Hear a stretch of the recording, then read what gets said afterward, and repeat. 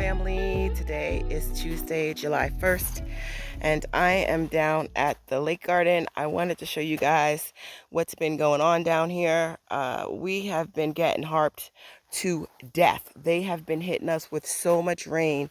It's ridiculous. I don't even know how many days we didn't have rain last month. It seems like it rained almost every single day, which is causing a lot of problems for the garden. Excessive rain is not good for the garden. It actually washes away the soil and the nutrients, and it also promotes root rot and brings in a lot of pests like snails and slugs. And we have been dealing with snails and slugs like crazy. They've actually mowed down just about everything that I've planted. This is my third planting of cucumbers because every time I plant the seedlings, they mow them down. Things are just not growing, and if they're growing, they're getting eaten up by the snails and the slugs. They're just killing me this year. I just don't know what else to do. But I am going to work on this garden today. I'm going to get it fertilized. I'm going to get some more collards. This is, I think, my fifth planting of collards, fourth or fifth. And I'm going to protect it with Sluggo, and hopefully it'll bounce back. I do have a lot to do today. I do want to go down to the farmhouse and do a harvest down there and see if I could plant some beans and pull up some stuff that needs to be cleaned out really bad. It has just been hindering this garden this year. It's not doing well at all. So as you can see, it is definitely disrupting the growth. I've actually had to plant these beans out 3 times. All of the yellow leaves are letting me know that it has nutrient deficiencies in it. So yeah, I'm down here trying to see if I could save my garden. I really feel hopeless. Like I said, I don't know what to do. Try and give it like seaweed and compost tea, something that's low in nitrogen, so that it can help the roots kind of come back a little bit. Oh, let me share some of the information that I did pull up online. So it says that excessive moisture can suffocate roots and reduce oxygen to the soil, leading to root rot.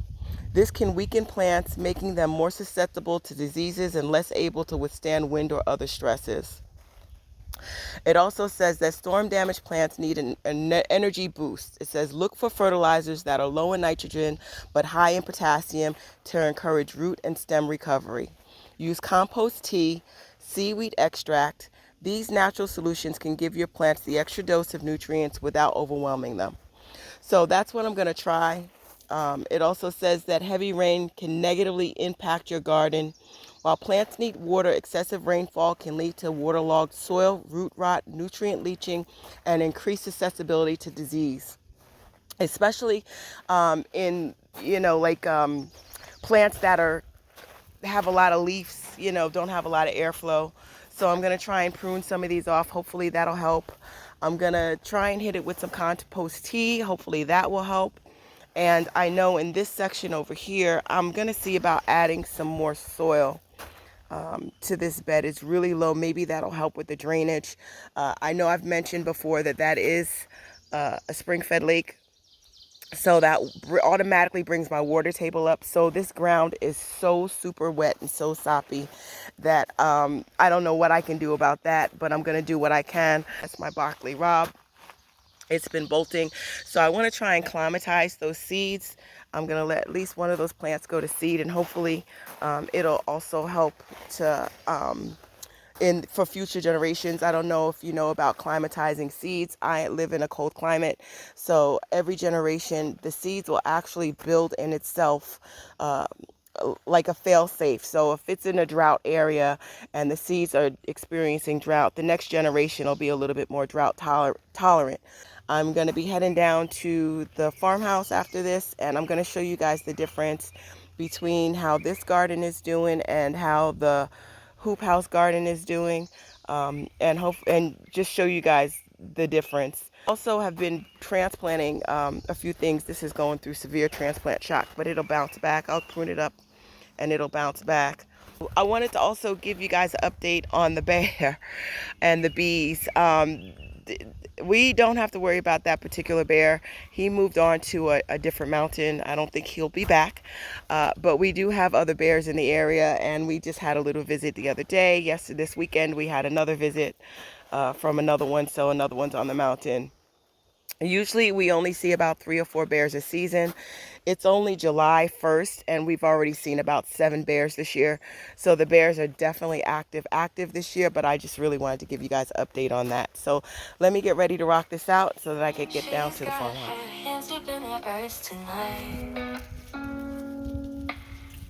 Rain's been falling like it's lost its way. Alrighty, family. So I did get in here. I weeded out quite a bit. I got my greens replanted. I think it's the 5th time. And I treated everything with the Sluggo. So hopefully that's going to give it a bump up. I still have to go down to the farmhouse and bring up the compost tea and fertilize. But hopefully that's going to make a difference. If it does, there goes some thunder. It's going to rain again. If it doesn't rain too much in the month of July, I'm confident that the garden will recover. We still have a little bit of time. It's still early in the season up here. We're just actually now getting into our grow season. We've actually had temperatures still in nighttime temperatures still in the 50s, like 58, 59, which is kind of rare for June and July. But yeah, I just wanted to update and show what we got done. And hopefully, like I said, that'll make a difference and the garden can start recovering and doing better. So, down to the farmhouse.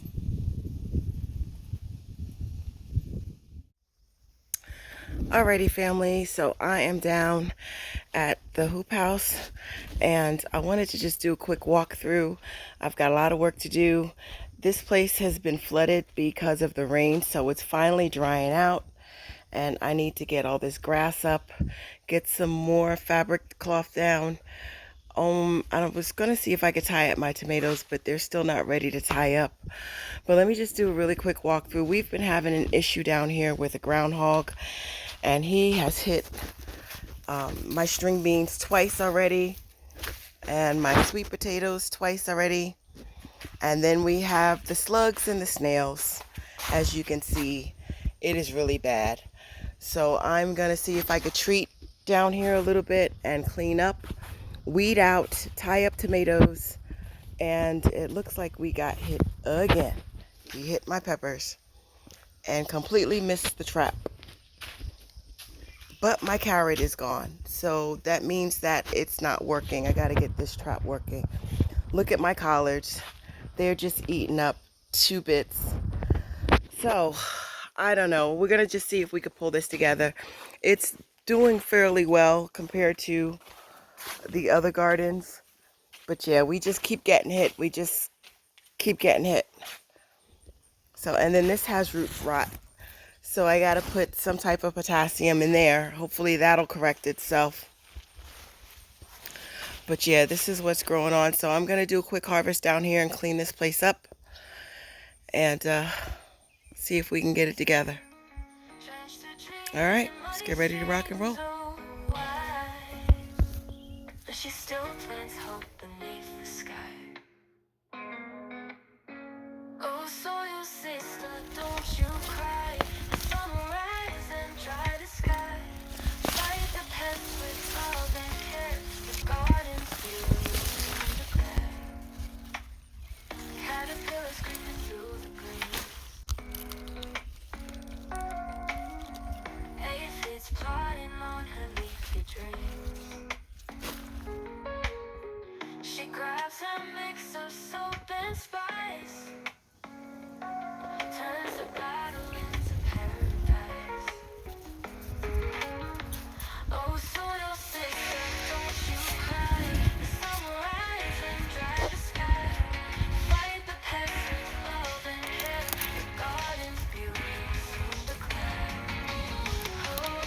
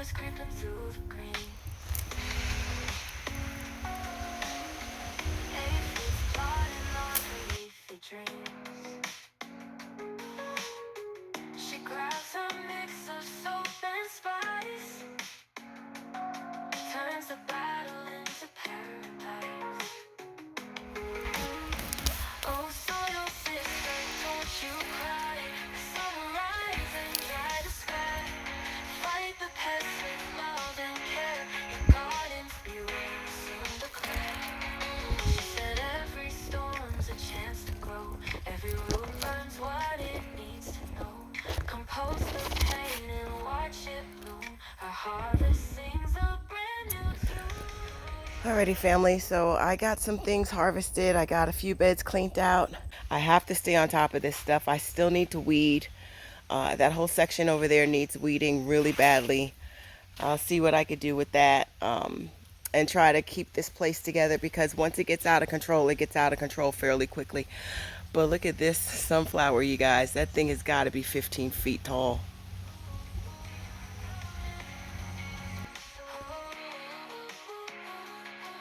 I gotta go and clean up the Swiss yard and get them ready for the freezer.